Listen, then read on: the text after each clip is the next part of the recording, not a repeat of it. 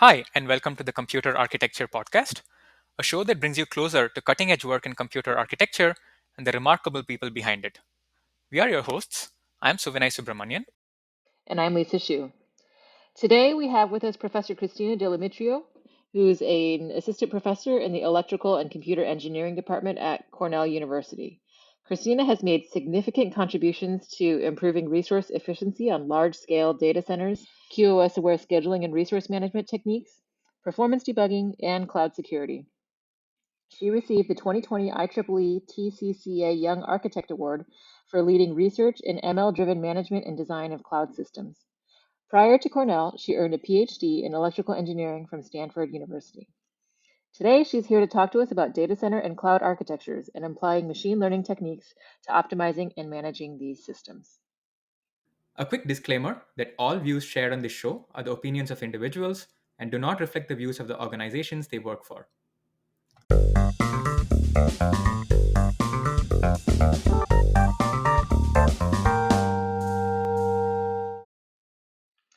Christina, welcome to the podcast. We're so happy to have you here with us today. Well, let's kick this off with a nice, simple question. These days, what gets you up in the morning? A few things. Non-work related, getting the vaccine and going back to normal life. Work related, like you mentioned, there's a few problems that we're working on, both on what's the right way to build servers for modern data centers, and also what's the right way to build the applications that go on top of the servers, and specifically what is the role that machine learning can play in improving the design and management of these large-scale systems. Right. So, what are the major trends that are changing the landscape of these data center architectures and cloud computing more broadly? Yeah, that's a good question. So if you look at cloud computing 5 or 10 years ago, its key competitive advantage was that it was using commodity equipment. That was the main difference between cloud computing and HPC, high performance computing. And that is how it got economies of scale and improved cost efficiency. So even back then, it's not that it had a single type of server. There were still different generations of servers, different server configurations, but it was a much more homogeneous picture. If you look at what cloud computing systems look like today, there's a lot more heterogeneity, whether that is through reconfigurable acceleration fabrics, whether it's through special purpose accelerators. And there's a lot of good reasons why people are switching to accelerators. They have performance, power, in many cases, cost benefits, but they also introduce complexity in system management. And then on the software side, you have a similar picture, which is that traditionally cloud applications were built as what we call monoliths. So a monolith is an application that includes the entire functionality as a single service and then is deployed as a single binary. And if at any point in time it needs more resources, you scale out multiple copies of that application across multiple machines. And as long as the application remains small in scale and in complexity, the monolithic design approach is fine. The problem is that when the application increases in scale and complexity, as with every other area of systems research, you want modularity. So that is the primary reason why you see programming models like microservices and like serverless compute popping up. And again, there's many good reasons why people are using these programming models. We can talk about them in more detail, but they do introduce more complexity on the software side as well. And it's for those two reasons why a lot of the work that we do is around automating the system design and management and trying to abstract away that complexity so neither the end user nor the cloud operator has to deal with it on a day-to-day basis. So let's expand a little bit on microservices. Could you tell our audience a little bit about how these microservices are different from monolithic cloud computing applications? Are there any unique challenges that these essentially bring up that makes them harder to manage? Sure. So again, a monolithic design is what you would call a single application. So you have a single code base, compiles down to a single binary, and is deployed as a single application. You can have slightly more complex versions of that where you have a front end, that would be the web server, and then you have a back end, which would be the database. And then the in-between, the mid-tier, is where all the logic of the application is implemented. So that's not entirely a monolithic application, but as far as microservices are concerned, it would still qualify as a monolithic design. Microservices are modularity at the extremely fine granularity. So you have still the front-end web server, you still have the backend databases, but the middle tier, which would be one service, can now be hundreds of unique services, and then each of them scaled out to multiple replicas. So the advantages of this programming model is that modularity makes the application easier to understand. So if you are in a big company and you are developing an application, you don't need to be familiar with the entire code base. You need to be familiar with the microservice that you're responsible for, and then the API to interact with all the other microservices. And usually these are standardized APIs, either through RPCs more commonly or HTTP requests in some cases. The other advantage is that it ties nicely with this idea of a containerized data center, where each service is deployed in its own container. And then if it needs more resources, you just scale up or scale out that service. You don't have to scale out the entire deployment. It also helps in the sense of software heterogeneity. So you're not tied to a single language that the entire application is written in. If, let's say, the front end would benefit from a higher level language, you can do that. If other tiers would benefit from lower level languages that optimize for performance, you can have that. It's a longer discussion, how many languages do you want to have in your system, because that adds complexity as well, but it gives you the possibility of having some language heterogeneity. Now, on the con side, it doesn't come without its challenges. So first of all, servers today are not designed for microservices. They are designed for applications that have performance requirements at least in the millisecond, if not multiple millisecond granularity. If you have a service implemented as microservices, then the end-to-end performance target is milliseconds, but then you might have 100 microservices on the critical path. So the target for each of them would be in the microsecond granularity. So you need much more predictable performance, much more low latency operation, even from the hardware. And then there's all the overhead that the software layers add. There's also complexities in the sense, or challenges in the sense of dependencies between microservices, because even though they are loosely coupled, they're not independent from each other. So the problem that can introduce is that if one microservice becomes bottlenecked, that can propagate. It can create back pressure to other components of the system, and it can propagate across the system and even become worse and worse. So that is difficult to diagnose because you don't always know what was the root cause of the performance issue, and that motivated a lot of the work that we did on performance debugging. And it can also take a long time to recover from, because essentially you have to go tier by tier and correct the resource allocation until the entire performance of the service recovers. So that's at a high level why people are switching to this model, but also the challenges that come with it. So would you say with this microservice model that you were just describing, you know, one of the potential aspects of a monolithic system is that you can sort of understand it end to end because it's one monolith. And now in order to sort of distribute complexity into modules, at some point you still want a sort of monolithic picture, at least, of what is happening, so you don't have sort of like cascading, you know, effects rippling throughout where nobody understands where they start or where they're going. So are there aspects of this where you still need something that's kind of monolithic, that's looking at the whole thing? And is that more sort of someone needs to be on the side pulling telemetry and then having a monolithic processing sort of program on the other end that's pulling things from multiple aspects, but somebody still needs to understand the whole thing in order to know what they're looking at? Is that one of the complexities you're talking about? Right, exactly. So you definitely need tracing, and most systems, at least that we're familiar with, have some end-to-end tracing where they track, once a request arrives in the system, what is the latency breakdown? So what machines does it traverse? What services does it traverse until it goes back to the user? So you definitely need some global visibility into the system. The problem is that if you task a person with having that global visibility, you still revert back to the very complicated monolithic application where somebody has to understand the entire code base. So you need to understand the topology, but you don't need to understand the details of each individual microservice. Right, so this seems like something ripe for where all those inputs may go into some sort of ML system that can sort of help you interpret what is happening. So would you say your focus is more on the software side of the story and managing that complexity, or on the hardware side of the story and managing that complexity? Because you kind of discussed both. Right, so I am looking at both because if you look at where the performance unpredictability comes from and where the resource inefficiency comes from, both hardware and software are responsible for that.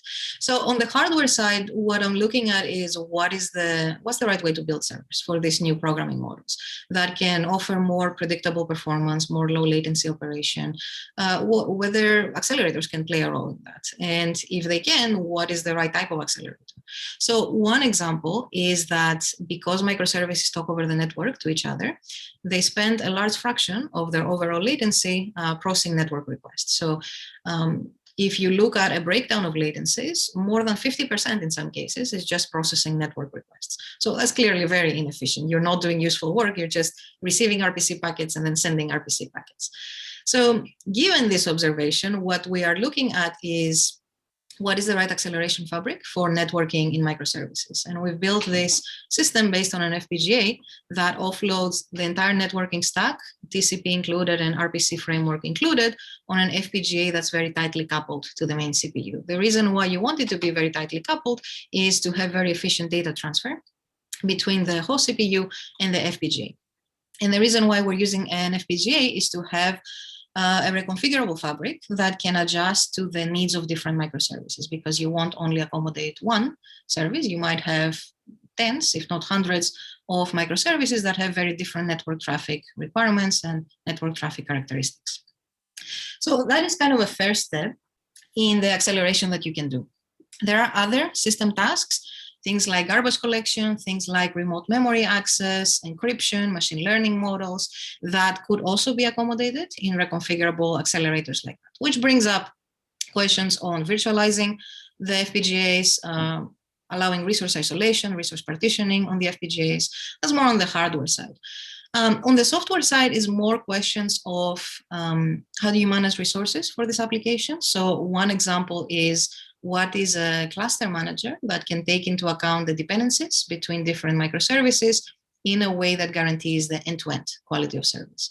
Or the performance debugging that we were talking about before, which is if something goes wrong in the system, how do you figure out what was the root cause of that caused the problem? And how do you also correct it so that it doesn't happen again in the future?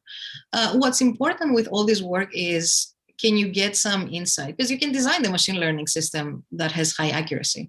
A problem with machine learning in systems is that it's difficult to get explainable outputs from this machine learning algorithm. So get something where there is an insight that can help you design the system better, not just get better performance right now.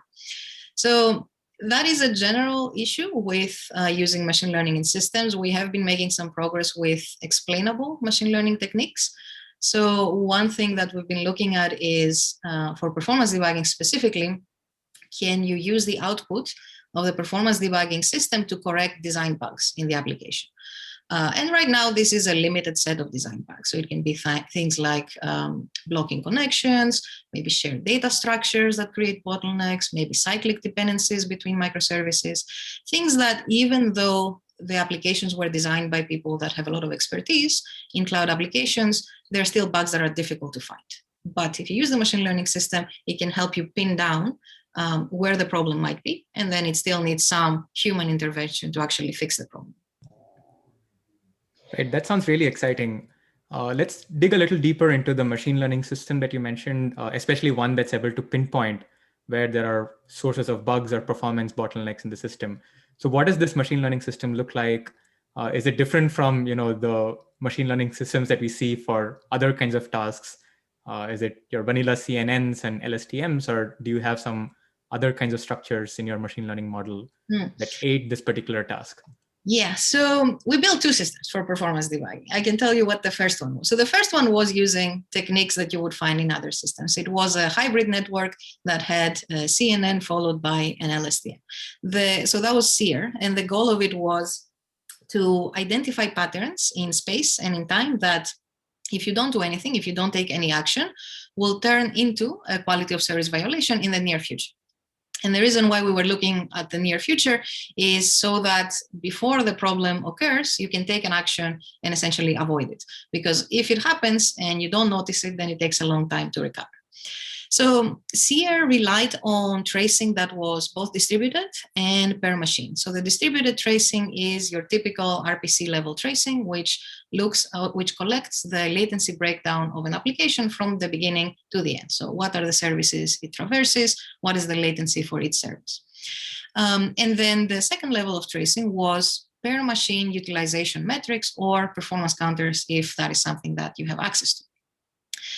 So these are the traces that would stream into the model, and the output would be the probability that a microservice would be the root cause in the near future. Now, this is a supervised learning technique, which means that to train it, you have to give it some annotated traces. Annotated traces with root causes that you know are correct. Now, how do you know when a root cause is correct? Only if you've caused it. So the way we did this was by injecting sources of unpredictable performance through some contentious applications. And that allowed us to know where the quality of service violation started from and annotate the trace correctly. Now, that ended up having very high accuracy. The disadvantage is that when you're in a production system, you can't really go and start hurting the performance of the application when it's live, because obviously the user experience will be degraded. So to address that, and also some other issues that, some of the requirements that SEER had, which was very frequent tracing, quite a bit of instrumentation in the kernel, things that are not easy to do in a production environment where you might have third-party applications that you can't necessarily instrument. So the follow-up to that was the SAGE system that you mentioned in the beginning, which is again, a performance debugging system. It again relies on machine learning, but it's entirely unsupervised. So its goal is not to improve the accuracy over SEER, it's to improve the practicality and scalability. And that system relies on two techniques. The one is building the graph topology of the different microservices. So essentially it builds this causal Bayesian network, which gives you the dependencies between microservices in the end-to-end application. And then the second technique that it uses is what is called counterfactuals. Counterfactuals are these hypothetical scenarios of what would happen to the end-to-end application if I were to tweak something in one of the existing microservices. So if, for example, I see that I'm experiencing poor performance, if I assume that the performance of one microservice was normal, does that fix the end-to-end problem? So that is how SAGE works. The accuracy that it achieves is pretty similar to SEER, which was good. Actually, it was better than we expected, because usually supervised learning works better. But it's much more practical to deploy at scale, because it doesn't need as much instrumentation at the kernel level. Even at the application level, all you need is the end-to-end RPC level tracing. Oh, that's really cool. So you're able to deploy that ladder and just have it kind of determine things on its own purely by essentially noticing phenomena and then conjecturing about what would happen. Interesting. And so what sorts of systems are you actually deploying and testing these ML systems on? Yeah, so SAGE is in collaboration with Google. We have tested it in Cornell's clusters and also Google Compute Engine for a more large-scale experiment. And this is using some applications that we developed. So this is a benchmark suite called the Death Star Bench, which people usually ask me why it's called that. It's called that because the dependency graphs between microservices are called the Death Star graphs. It's these bubbles that show all the edges between microservices. So that includes a few different applications. It has something like a social network. It has a movie reviewing and browsing site, has an e-commerce site, a banking system, and then a couple of applications that are more related to IoT, so swarms of edge devices like drones. So both systems we evaluated with those applications, and then both on smaller clusters that are fully dedicated and controlled, and also public cloud clusters. So do you foresee, this is kind of a joke question, do you foresee something like Death Star Bench replacing, say, Spec? It wouldn't replace it. It would be nice if it complemented it for cloud applications. This is always a problem with cloud research in academia, right? You don't have realistic applications. You'll never get access to the internal applications that Twitter or Netflix have, which are, I mentioned because there are two companies that were the first to use microservices. The idea with Death Star Bench was to build something that uses realistic components. So we use individual microservices that you would find in a real system, but of course the functionality is simpler than what you would have at Twitter or Netflix. It is extendable though, so extensible though, so, and also open source. So if anyone that's hearing this is interested in this research, feel free to give it a try. We welcome feedback and contributions. Very cool. And so is there, earlier you were talking about how these sorts of microservices also have sort of different demands on the kind of hardware that they run on. Does this particular benchmark have a potential dual purpose where on the one hand, you can use it to sort of train this ML system to figure out what's happening and be able to understand what's happening within this sort of faux microservices deployment, but at the same time, use it to consider, what kind of hardware changes would need to be made? Yeah, that's a good point. Absolutely, yeah, you can do that. The caveat there is making sure that the logic tiers are representative. So like I was saying before, this is not a production application. So the logic is simpler than what you would find in a system like Twitter or Netflix, but you can add any logic that you want on top of it to make it more sophisticated or even simpler. The front end, which are the web servers, and the backend databases, both in memory and persistent, those are production class. So those are systems that you would find in a production system today. And in fact, these are also the applications that we're using for the acceleration work. So for the network accelerator, those are the applications that we use to quantify how much time is spent doing network processing, and also the performance benefits once you offload the network stack to the FPGA. I see. So, okay, so let me make sure I understand. So what you were saying is before, when you were using ML to sort of trace potential dependencies between microservices and figure out what the problem was, the key there is understanding the relationship between the microservices, and therefore the logic inside of them could be very simple because you're just looking at the connections between them. Right. But when you're talking about running it on hardware, the fact that you've kind of like hollowed out what's happening inside of the microservices for the sake of looking at communication now means that it's not necessarily the kind of thing you want to understand when you're running on top of the server, because you have this essentially empty shells that are just communicating. And so in order to validly evaluate what would happen in hardware, you would want to actually fill them out with real semi-complicated logic of what microservices would be trying to accomplish. Is that? So you can add more complexity to each individual microservice. They do implement the logic that they're responsible for. So they do implement a social network where you can add posts, communicate with others, send direct messages, reply, get recommendations, get advertisements, all these things that you would find in a typical social network. But of course, it's not production class code, so you don't have all the complexity that you would find in a social network. So if the hardware study that you're doing depends on having all the complexity, then you might get different results. But they are simple microservices that you can start from, and you can add more sophistication in individual components if the study that you're looking at requires more complexity. I wanted to circle back to the ML aspect of things that you've been working on. So you talked about how these microservices and cloud-based systems, there's a lot of complexity between these different things. And when you're trying to apply ML to these, normally for a different task, like for a natural language processing task or something, machine learning model developers, they try to induce some inductive bias where there is some semantic understanding of the task at hand. So when you're thinking about building ML models for systems design, like how do you go about figuring out, is there any understanding of the system or the way the system is architected that needs to be induced into the ML model, or is that broadly not a concern right now, but it would be good if you could induce some of those things inside? Have you had conversations about these with ML researchers as well? Yeah, that's a good question. That's a good question. It depends what is the goal of the ML system. So of course, if the system has some semantic knowledge of what the application is doing, that would absolutely be useful.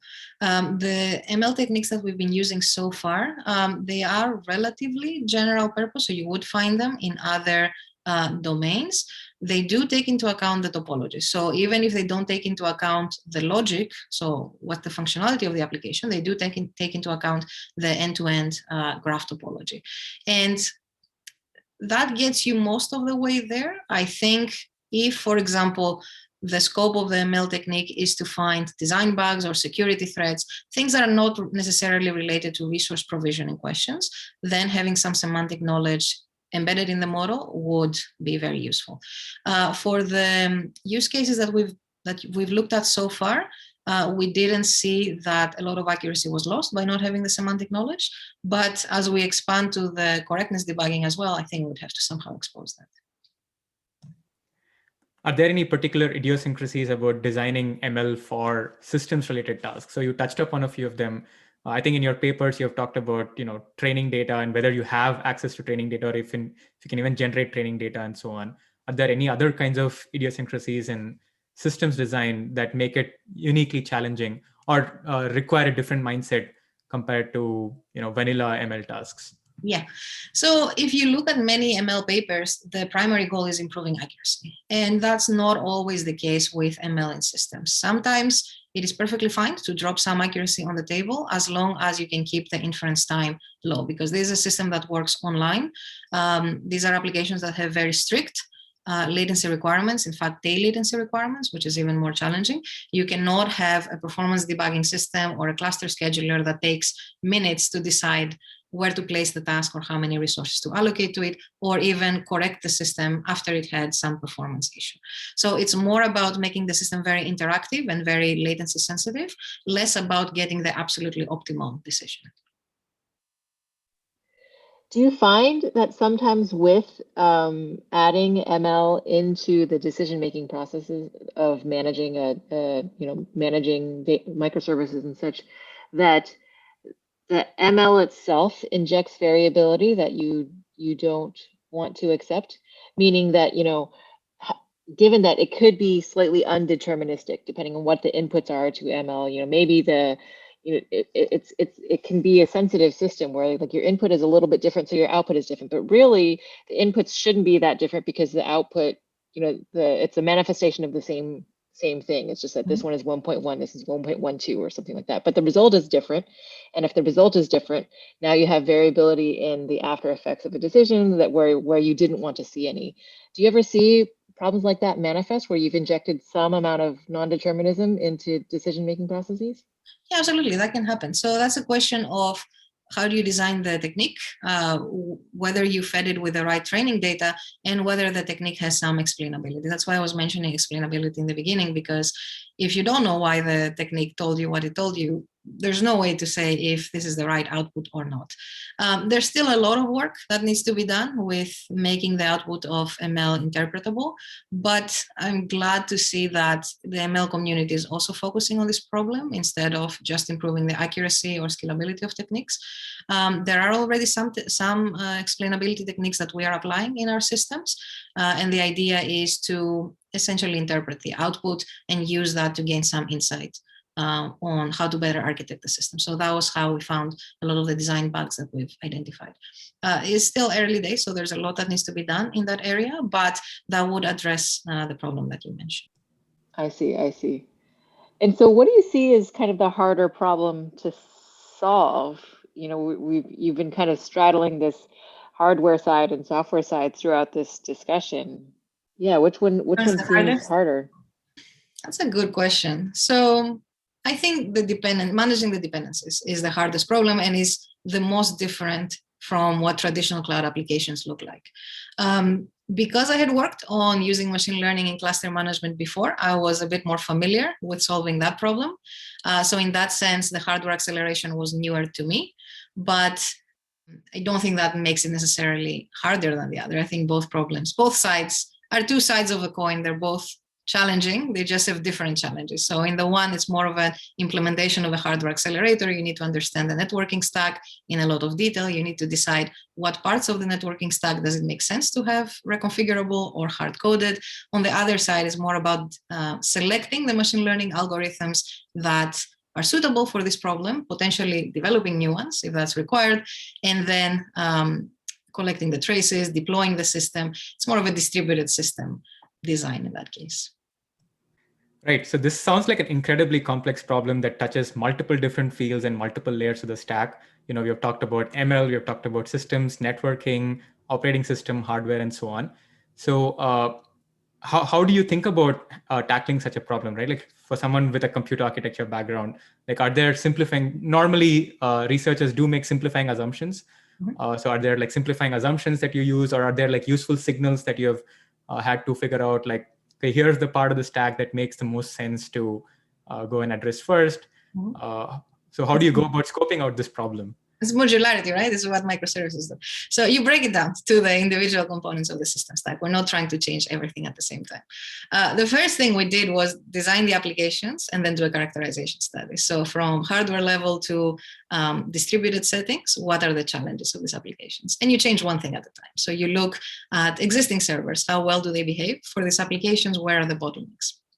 We in fact revisited some of these old questions of, do you want the big cores, do you want the small cores for this programming model? And then you go to operating system and networking. What are the bottlenecks there? What does it make sense to change? At the cluster management level, what is the impact that dependencies have? And at the programming level, programming framework level, what is the right programming framework for this type of applications? And then based on that, you prioritize. You see that if 50% of your end-to-end latency goes towards networking, then that's a huge factor. That's something that needs to be optimized. Once that gets out of the way, there are other system tasks that also consume a lot of cycles, but nothing that is as dominant. On the software side, you see that if bottlenecking one microservice can cause my entire system to collapse because this bottleneck has propagated across tiers and made the end-to-end performance, 100 times worse, then that's a big problem to tackle as well. But it's at a different level of the system stack, so not trying to change everything at the same time. Do you find that there's cohesion across your students in terms of understanding the whole problem from all the way from hardware up through software? Or how do you find students that are able to understand across the spectrum? Or do you sort of find ones, okay, this one is going to be targeted at this particular problem, this one's going to be targeted at this particular problem? Do you modulize your students, I suppose? A little bit. I do tend to take students both from the CS and the EC side. It's not always that the EC students want to do architecture and the CS students want to do systems. Sometimes it's the other way around. But I think it's good to have a mix because just from their backgrounds, EC students tend to have a deeper knowledge of how to build hardware, how to work with FPGAs, what are the trade-offs in architectures. CS students have a more global understanding of how the software stack will affect the performance of the system, perhaps not always as detailed knowledge of the hardware levels. There is a bit of separation. So there are some students that work more on the hardware side. There are some students that work more on the machine learning for systems. Hopefully everybody understands what the big challenges are. They are all working with the same infrastructure, the same applications and the same servers. So in that sense, there's a lot of collaboration between them. Great. So this seems like potentially a time to transition into asking about your experience as a junior faculty, since we sort of touched on, student hiring. So I believe you're our first junior faculty on the podcast. And so we'd love to hear some of your perspectives about the transition from being a grad student to being faculty, how you sort of got going, chose your topic, wrote your, the grant writing process, all that for some of our audience members. Mm-hmm. Sure. Let me remember because it's been a couple of years at this point. So what I found, I did not radically change my topic when I switched from PhD student to junior faculty. So I still stayed within cloud computing. I started looking at different types of applications. So for my PhD, I had only looked at monolithic applications. There was still this idea of applying machine learning to systems, but not for the complex applications that we have today. And at the time, microservices were not a thing. So, and also I had not worked on hardware acceleration at the time. That is an entirely new topic. What I found most challenging switching from student to faculty was time management first, because you're not, so as a student, especially senior student, most of what you do is working on your project. And at that point, you know how to work, you're very productive, you have good knowledge of the area, good knowledge of your project, you can make a lot of progress. As a junior faculty, first, you're most likely switching to a new place. So that's a very subjective thing, how easily people adjust to a new place and new people. I'm one of those people that don't adjust very easily. So that takes some time.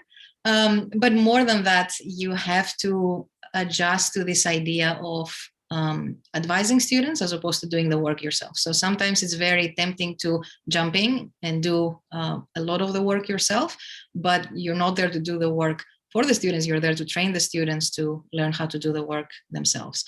Another challenge is that as a student, you know what advising style works for you, but as a professor, you have to adjust to the advising style that works for each of your students, and it's not always the same. So some students might like more hands-on advice, more frequent meetings, going through the implementation. Some students might prefer more high-level discussions, more infrequent meetings, perhaps longer ones.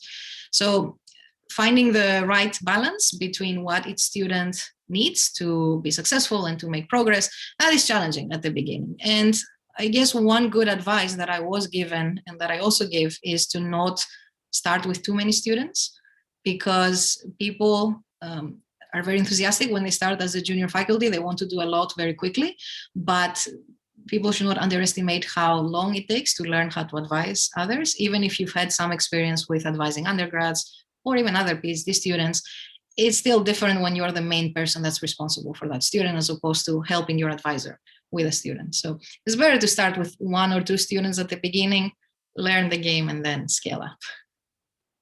Yeah, no, that sounds like very good advice for someone just starting out. Because you were asking also about the grants, I can say a little bit about that.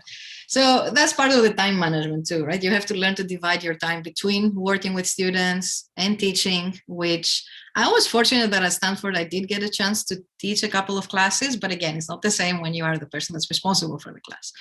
And then grant writing, which I didn't really have experience as a student. So that was something that was entirely new. You have all the service in the department and outside the department.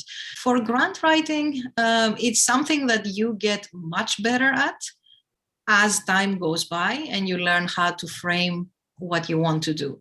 So rarely the first grant that somebody writes is going to get accepted. Maybe if it's a small one, maybe if it's an industry, if it's a grant to industry. But if you're submitting to NSF or DARPA, usually the first one's not going to get it, and that's fine.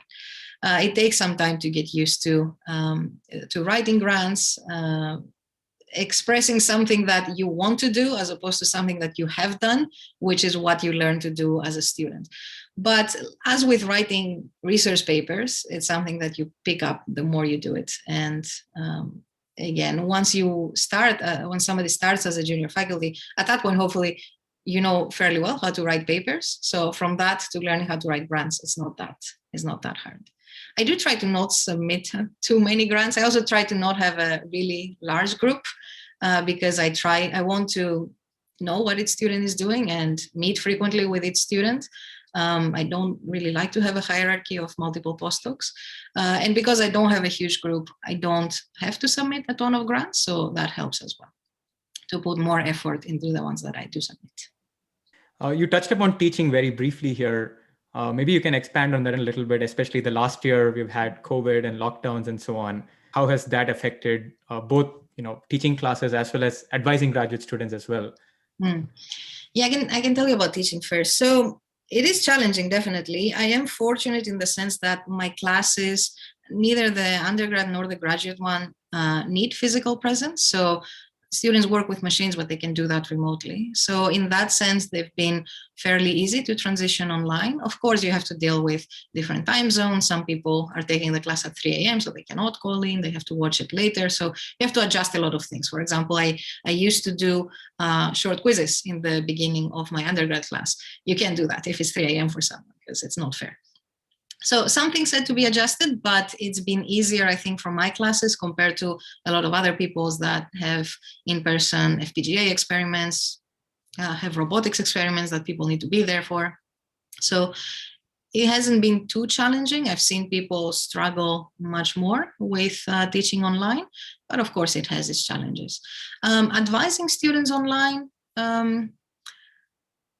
it also has the challenge of not being able to sit in front of a whiteboard and just think for a couple of hours. It's a Zoom meeting more often than not. We have a lot of Zoom meetings in a day, so you don't want to make them even longer. If you have 6 hours, you don't want to make them 8 or 10. So of course that limits a little bit the time that you spend with each student. But I am glad that all my students, first of all, are healthy. They didn't contract the virus. They are safe. Most of them are in the US. I have a couple that got stuck abroad, but hopefully will be making their way back to the US soon. But they have remained productive and happy with the research. Okay, that they're a bit less productive than they would be normally, that's okay. It's a difficult time for everybody. Indeed, indeed. Yes. So a little bit more on teaching. What are you teaching, like a computer architecture class? What kind of classes are you teaching? Yeah, so the undergrad is a computer architecture class. It's a senior level, so it's not the introduction to computer architecture, but we do simple processors, so the 5-stage pipeline, single cycle FSMs.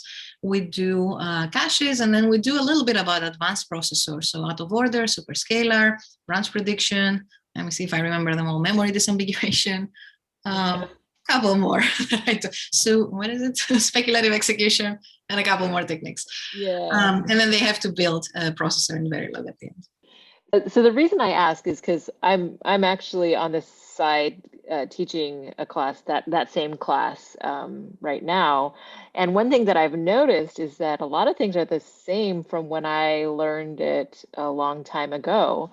And one of the things that you were talking about in the beginning is how we may have to change how we build and design hardware, given this new world of cloud computing and how everything looks a little bit different now. Do you think, so sort of from a philosophical sense, we need to change how we teach computer architecture? That's a good question. I think you still need the basics. You still need people to understand what a pipeline processor is. But if you look at computer architecture classes 20 years ago, right, the main thing that they did was, I don't know, single cycle designs or ISA designs, and that was it. And they have been augmented with several things, the classes that you see today. One thing that I have done is I have incorporated a discussion of accelerators and then large scale systems and very low power systems. So cloud computing and then embedded devices. It's not the focus of the class. There are higher level classes, including graduate classes that are specific for cloud computing, which is one class that I'm teaching. There are also similar classes for embedded computing, but I do try to mention them even in the undergrad class so that people know that you need the basic information. That's not the only way that computing systems look like today. Makes sense. Makes sense. Yeah, yeah. I've struggled with this a little bit myself because you definitely don't want to release a computer architect into the wild that doesn't sort of understand, a 5-stage pipeline. But at the same time, there are a lot of things that are going on in the field today that are very different from thinking at that level.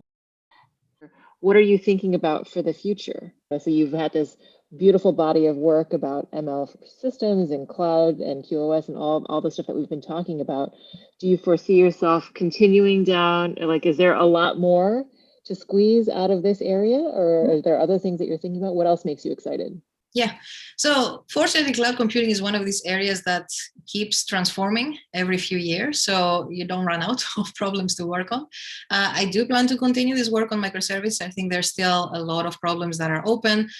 Specifically with applying machine learning to systems, we've only scratched the surface of what you can do. There's a lot more. For example, what's the right way to design microservices? If you have a monolith and you want to transition to microservices, how do you do that? The way people do that today is very empirically. So they look at the monolith and they start chipping away to design individual microservices. That's not a very systematic way. I think machine learning would help in that as well. I think it would also help with not only performance debugging, but correctness debugging. So I mentioned in the beginning, finding some design bugs. We're still at the early stages of what you can do with that. So part of it is finding the bugs. You might also be able to automatically fix some of those bugs using ML. Same thing with security attacks. You might be able to automatically detect when a system is being attacked and potentially block it. On the hardware side, the networking acceleration is kind of the first step. There is a lot of other system tasks that you can accelerate. There's a lot of work that can be done in programmability for these accelerators, especially since you are exposing them to the end cloud user at this point, which has neither designed the applications nor the accelerator. So you need an interface that's much more user-friendly. And then slightly, not outside cloud computing, but in conjunction with cloud computing, I also have this project on coordination control for swarms of edge devices. And the idea there is using a programming framework like serverless, which is well suited for applications with intermittent activity, applications that have short-lived tasks, and a lot of data level parallelism, to offload some of the computation to a backend cloud system. And in that case, there are hardware questions.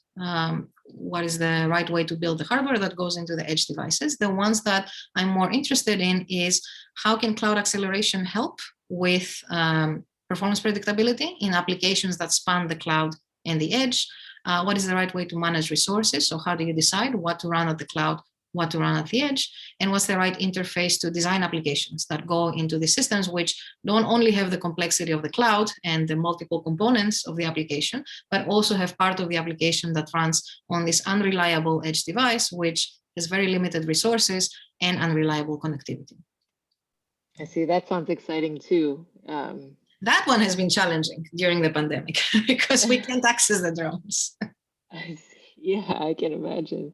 Yeah, because now computing there's a whole question of how to divide it up between cloud and something that is on the edge, how to do that divide when, and then how to determine that something is wrong and all that stuff. So yeah, that sounds very interesting as well. Right. So one of the other things in this broad realm is like, what are the programming frameworks and programming interfaces? Like architecture sits at the boundary of hardware and software, right? So based on this work, have you had any thoughts or insights into, how should these either microservices-based systems or looking at these edge-based systems or edge plus cloud-based systems, is there something that's missing in our programming abstractions that would enable us to deploy these systems or manage the growing heterogeneity and things like that in a lot more seamless manner? That's a good question. So architects are not going to like this answer, but higher level interfaces are better for this complex programming models.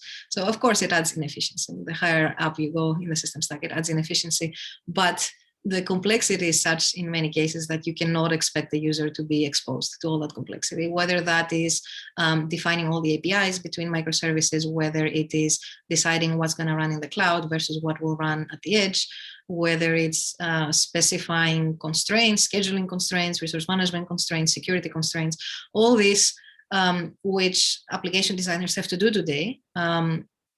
Even as it is, it adds inefficiency because many times people get it wrong or they don't truly understand what the application needs or how it should run. Yes, high-level interfaces add inefficiency, but they also abstract away that complexity. And then if you have a system that can understand the application and understands the system abilities and the system requirements, you can recoup that lack of efficiency there. So do you think the answer then is higher level interfaces for architects to think about, or do you think that it's inserting a runtime layer where the architectural interface can sort of remain the same, but you still have this kind of another layer inserted that enables a higher level interfaces? Yeah, probably something like that. Probably something like that. Of course, again, you're adding another level of indirection, so that has its issues.